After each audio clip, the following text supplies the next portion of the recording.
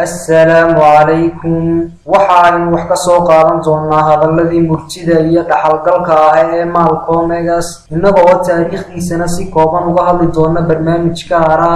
waxa uu ina leeyahay waxaan ogaaday inaan qofka aamusaan xaqiisa la siinaynin waxa kaloo ina leeyahay waa inuu qofku dhaqdhaqaaq sameeyo si uu helo xaqiisa waxa uu ina leeyahay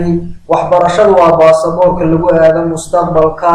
waxa uu ina leeyahay mustaqbalka waxa maanta iskale kuwa maanta aadka u shaqeeya ama dadaala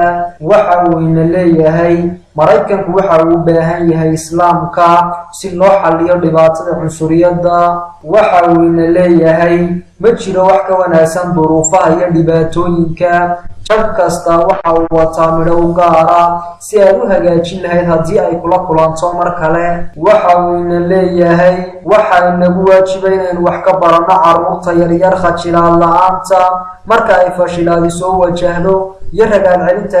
kacaakufkooda waayo dadka waaweyn waxaa ku lifaaqan cabsi iyo digtoonaan joogta ah taas ayaana keentay inay badankoodu fashilmaan waxa uu ina leeyahay faraj kuma yimaado ilaa dhibaato kadib mooyaane waxa uu ina leeyahay macna ma samaynayso xorriyaddu ilaa lagu adoonsado oo lagu qafaasho taas waxaa la mid ah qofku ma dareemo dhibka inta aanu arag ama aanu la kulmin taas waxaa la macnaa oo kale dadka la adoonsaday waxa ay fahmaan dhadhanka ay u samaynayso macnaha xorriyaddu waxa uu ina leeyahay xadaaradda reer galbeedku waxa ay ka dhigtay haweeneyda la qabo mid weyda soo jiidashadeedii quruxeed islaamkuna waxa uu inagu boorinayaa inaynu aragno quruxda haweeneyda ee qarsoon dabcan waa marka la guursado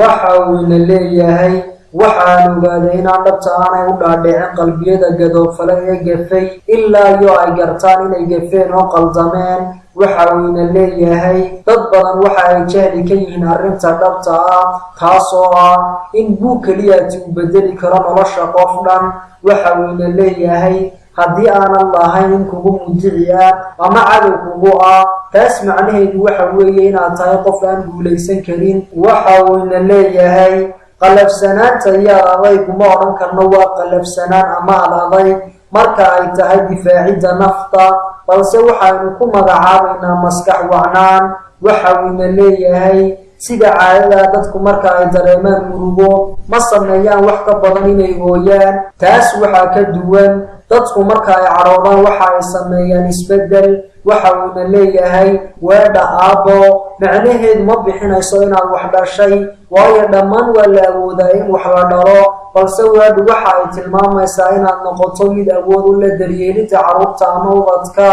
waxa uu ina leeyahay awooddu dib uma noqoto jeeray soo wajahaan awoodo kasii waaweyniin waxa uu ina leeyahay qofna ma awoodo inuu ku siiyo xorriyadda mana awoodo inuu ku siiyo sinaan iyo cadaalad waxa uu ina leeyahay wadaniyada dhabta ahi waa inaynan indhaha ka qabsan xaqiiqada aragtida waayo qaladku waa qalad meeshuu doona cidduu doonaha ka soo fulo ama ha tidhaahdo waxa uu ina leeyahay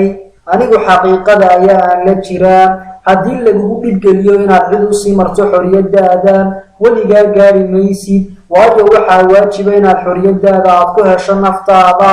waxa uu ina leeyahay islaamku waxa uu dilaa cunsuriyadda iyo takoorka waxa uu ina leeyahay maraykanku waxa uu u baahan yahay inuu fahmo islaamka waxa uu ina leeyahay haddii aanad is-ilaalin warbaahintu waxa ay kaa dhigaysaa inaad nacdo dadka dulman oo aad jeclaato kuwa wax dulmaya intaas ayaan ku soo gabagabayn doonaa xikmadihii iyo murtiyihii Malcolm X wassalaamu calaykum